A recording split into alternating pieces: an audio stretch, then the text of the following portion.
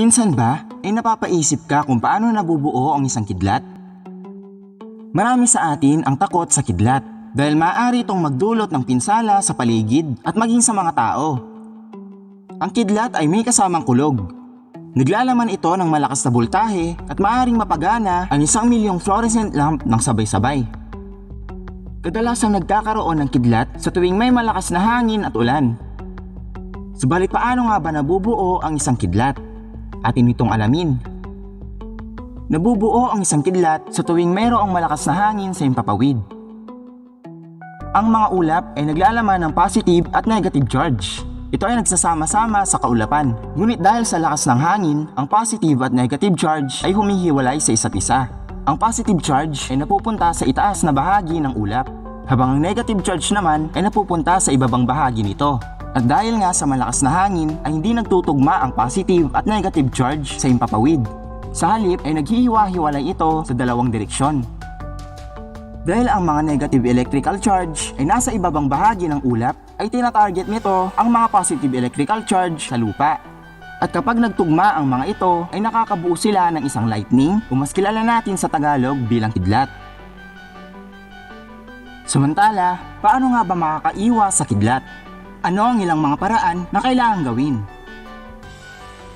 Upang makaiwas sa kidlat, nararapat lamang na manatili sa loob ng bahay at huwag nang lumabas, lalo na kapag masyadong maliwanag ang inilalabas nitong ilaw. Mabuting i-unplug o alisin ang mga nakasaksak na appliances sa loob ng bahay tuwing kumikidlat.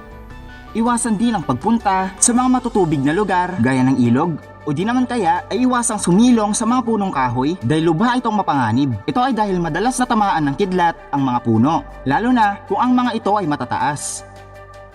Bukod sa mga ito, tinatamaan din ng kidlat ang mga bukirin. Kaya't kung nais mong magpunta sa bukid habang kumikidlat, ay huwag mo nang subukan. Sa halip ay manatili na lamang sa loob ng bahay at hintayin mo nang tumigil ang kidlat bago lumabas at magpunta sa nais mong puntahan.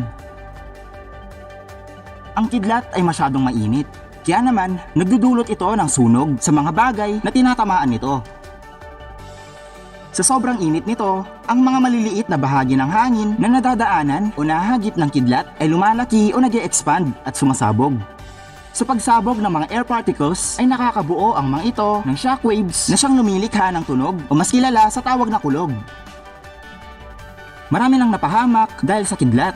Kaya naman, iwasan ang maging pabaya at panatilihin ang pag-iingat sa mga bagay na nagdudulot ng panganib tulad nito. It's trivia time! Alam niyo bang ang init ng kidlat ay umaabot sa 27,760 degrees Celsius? Oo. Sadyang napakainit nito at talaga namang hindi makakaligtas ang sinumang tamaan nito.